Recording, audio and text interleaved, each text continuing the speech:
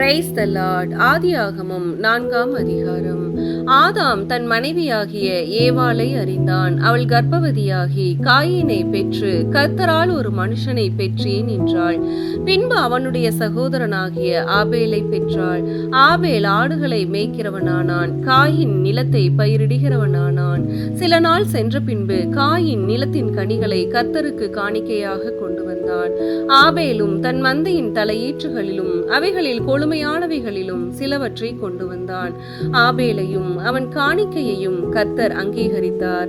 காயீனையும் அவன் காணிக்கையையும் அவர் அங்கீகரிக்கவில்லை. அப்பொழுது காயீனுக்கு மிகவும் எரிச்சல் உண்டாகி அவன் முக நாடி வேறுபட்டது.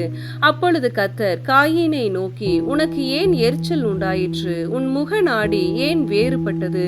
நீ நன்மை செய்தால் மேன்மை இல்லையோ? நீ நன்மை செய்யாதிருந்தால் பாவம் வாசற்படியில் படுத்திருக்கும்.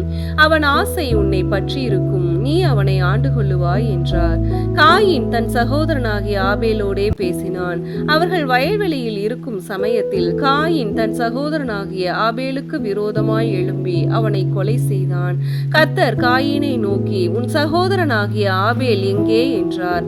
அதற்கு அவன், நான் அறியேன், என் சகோதரனுக்கு நான் காவலாளியோ என்றான். அதற்கு அவர், என்ன செய்தாய்? உன் சகோதரனுடைய இரத்தத்தின் சத்தம் பூமியிலிருந்து என்னை நோக்கி கூப்பிடுகிறது. இப்பொழுது உன் சகோதரனுடைய இரத்தத்தை உன் கையிலே வாங்கிக் கொள்ள தன் வாயை திறந்த இந்த பூமியில் நீ சபிக்கப்பட்டிருப்பாய். நீ நிலத்தை பயிரிடும் போது அது தன் பலனை இனி உனக்கு கொடாது. நீ பூமியில் நிலையற்று அலைகிறவனாய் இருப்பாய் என்றார். அப்பொழுது காயின் கர்த்தரை நோக்கி, எனக்கு இட்ட தண்டனை என்னால் சகிக்க முடியாது.